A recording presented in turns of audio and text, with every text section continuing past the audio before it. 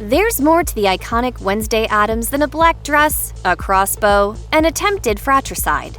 These are the best moments featuring her razor-sharp wit, putting everyone else in their place. Addams Family Values is Wednesday's time to shine. Christina Ricci's Wednesday Addams is armed to the teeth with hilarious one-liners, and one of the best moments occurs in the waiting room of the hospital as her mother, Morticia Addams, delivers the newest member of the family, Pubert. As Wednesday and her brother Pugsley patiently wait, they are seated next to a little girl who is excited to become a big sister. She recites an absurd monologue about where babies come from, involving angels and storks. In response to this convoluted story, Wednesday manages to end the scene in a more blunt and honest way. Our parents are having a baby, too. They had sex. Many were skeptical when it was announced that the Addams Family was getting another animated treatment, but the 2019 film starring Oscar Isaac, Charlize Theron, Finn Wolfhard, and Chloe Grace Moretz wasn't the total train wreck many had anticipated. The film was a box office success and even spawned a 2021 sequel film that didn't quite match up to the first. The movies are arguably just as inspired by Barry Sonnenfeld's live-action films as they are Charles Addams' iconic New Yorker cartoons. Either way, it includes plenty of deliciously sarcastic lines from Wednesday. In the first animated outing, Wednesday convinces her parents to allow her to attend a public junior high school, where she befriends Parker Needler, played by Elsie Fisher. Parker immediately finds it weird that Wednesday doesn't have a cell phone.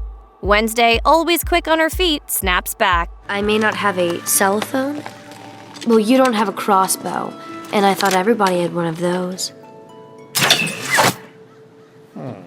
The way young girls are conditioned to perform femininity and gender roles is largely considered outdated and asinine, and Addams Family Values is one of the strongest films to rebuff these ridiculous expectations. After dropping the kids off at Camp Chippewa, the Addams Family interacts with the general public far more than usual. Of course, the attendees of Camp Chippewa are all annoying trust fund kids with even more obnoxious parents. In one exchange, Angelica Houston's Morticia describes Wednesday as being at an age when a girl has only one thing on her mind. Ellen Buckman, the busybody mother of Wednesday's new rival, confidently assumes what Morticia is referring to. Wednesday, without missing a beat, corrects her with a single word.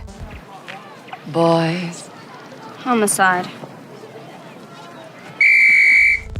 Wednesday Addams is often cited as a feminist icon, and with good reason. While it'd be easy to paint her as unique when compared to most girls, Wednesday has no interest in comparing herself to other women. She embraces her personality and aesthetic, and doesn't judge those who don't subscribe to the same lifestyle. Where she does have a problem, however, is when she sees people weaponize their identity.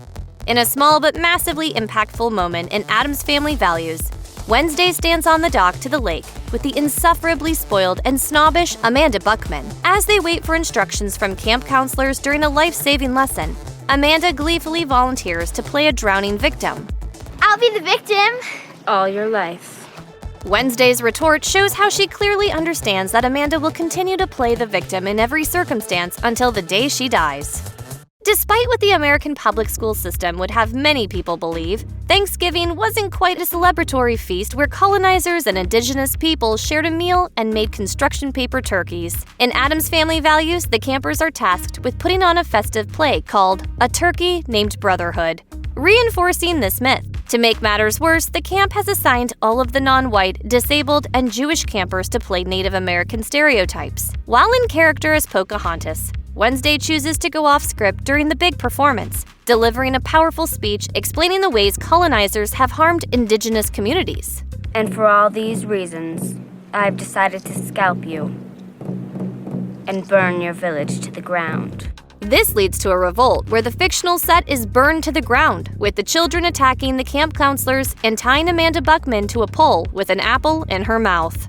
Wednesday Addams quotes have historically been shared like wildfire, to the point where people viewing them can likely hear Christina Ricci's voice in their heads when they read them. While the Thanksgiving speech from Addams Family Values makes the rounds every holiday season, Wednesday's most famous moment happened during Ricci's first turn in the role. On Halloween night, Dana Ivy's conniving Margaret Alford, in full Glinda the Good Witch regalia, sees Wednesday in her usual white-collared, black velvet dress.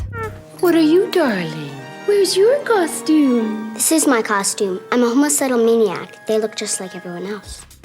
The very first live-action adaptation of The Addams Family debuted in the mid-1960s as a televised sitcom. Lisa Loring's Wednesday is much younger than the usual portrayals, which allowed for even funnier moments whenever she dropped macabre comments. One particular Wednesday scene has stood the test of time above all others. In the Season 2 episode, Lurch's Grand Romance, little Wednesday takes it upon herself to teach the gentle giant how to dance in order to impress his love interest. After putting on an upbeat record and dancing her little heart out, Lurch continues to look on in confusion. If you learn how to dance well, she'll think you're boss. Boss. Lurch eventually tries the dance for himself, and while he's not as smooth as Wednesday, he still looks pretty boss.